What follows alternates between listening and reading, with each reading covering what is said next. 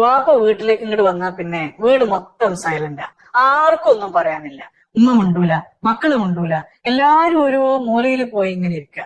ആർക്കും ഒന്നും പറയാനില്ല. വീട്ടിലെ പൂച്ച പോലും കരയില്ല. സീന് മൊത്തം ഡാർക്കാവും.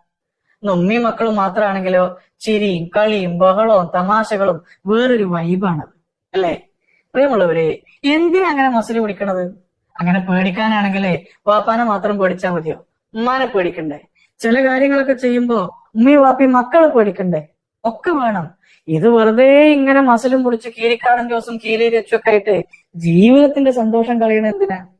ആയുസുള്ള കാലത്തെ ഭാര്യനെയും മക്കളെയൊക്കെ കൂട്ടിപ്പിടിച്ച് ചിരിച്ചു കളിച്ച് ആഘോഷിച്ച് അങ്ങോട്ട് ജീവിക്കും. സ്വന്തം മക്കളെ തെറി വിളിക്കുന്ന രക്ഷിതാക്കളുണ്ട്. അങ്ങനെ തോനെ ഇങ്ങനെ തോനെ ഇറങ്ങിപ്പോടാ എന്റെ വീട്ടിൽ നിന്ന്, നിനക്കൊക്കെ എന്തിനാ ഞാൻ തിന്നാ തന്നെ എന്നൊക്കെ സ്വന്തം മക്കളോട് പറയുന്നവർ. അതേസമയത്ത് കുടുംബത്തിൽ ബാക്കിയുള്ളവരുടെ മക്കളുടെ കാര്യത്തില് ഭയങ്കര കെയറിങ്ങും താല്പര്യമായിരിക്കും. പ്രിയമുള്ളവരെ, ഭാര്യ ഭർത്താക്കന്മാര് പരസ്പരം പങ്കിട്ട സ്നേഹത്തിന് പകരമായിട്ട് പടച്ചോ നിങ്ങൾക്ക് തന്ന മനോഹരങ്ങളായ കണ്ണാടികളാണ് നിങ്ങളുടെ മക്കള്. കണ്ണാടിയിൽ ചെളിയും പൊടിയൊക്കെ ആവുമ്പോ നമ്മൾ തുടച്ചു വെക്കണം.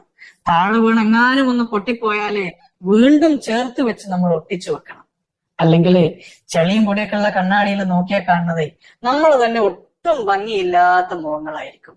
മക്കളെ നന്മകൾ കാണുമ്പോൾ ഒന്ന് കൂട്ടിപ്പിടിക്കാനും എവിടെയെങ്കിലൊക്കെ പാകപ്പഴവുകൾ കാണുമ്പോ തിരുത്തി കൊടുക്കാനും നമുക്ക് പറ്റണില്ലെങ്കിൽ പിന്നെ എന്തിനാ നമുക്ക് മക്കള്? സത്യത്തിൽ നമ്മുടെ മക്കൾക്ക് വേണ്ടതേ 3 നേരവും ഭക്ഷണം ഉണ്ടാക്കി കൊടുക്കുന്ന ഉമ്മാനിയും വാപ്പാനിയും അല്ല, പൊട്ടിപ്പോയ കണ്ണാടി കഷ്ണങ്ങളെ ഒട്ടിച്ചു ചേർക്കുന്ന ശില്പികളെയാ. സത്യത്തിൽ എന്താ ഈ തന്തവൈബ് ആലോചിച്ചിട്ടുണ്ടോ? രാത്രി ഉറങ്ങാതെ കരഞ്ഞ കുട്ടിക്കാലത്ത് നിങ്ങൾക്ക് പാല് തന്നും തൊട്ടിലാട്ടിയും കയ്യിലെടുത്ത് കൊണ്ടു നടന്നും ഉറങ്ങാതെ നേരം വെളുപ്പിച്ചപ്പോ തന്തക്ക് മാത്രമല്ല തള്ളക്കും ഉണ്ടായിട്ടുണ്ടാവും നിങ്ങളോടുള്ള സ്നേഹത്തിന്റെ അടങ്ങാത്ത ഒരു വൈബ്.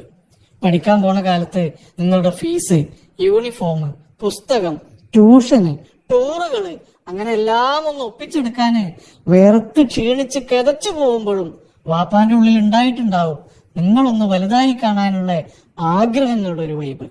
തോളൊപ്പം വലുതായപ്പോഴും തർക്കിക്കാൻ തുടങ്ങിയപ്പോഴും ഇഷ്ടങ്ങളുടെ പിന്നാലെ നിങ്ങൾ ഓടാൻ തുടങ്ങിയപ്പോഴും ഉമ്മാന്റെയും വാപ്പാന്റെയും ഉള്ളിൽ ഉണ്ടായിട്ടുണ്ടാവും ഉള്ളുനൊന്ത വേദനകളുടെ പൊള്ളണ ഒരു വൈബ്.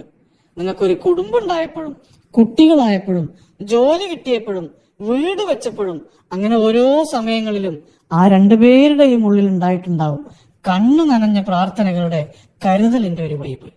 പ്രിയമുള്ളവരെ, തന്ത വൈബേ ഒരു തമാശയല്ല.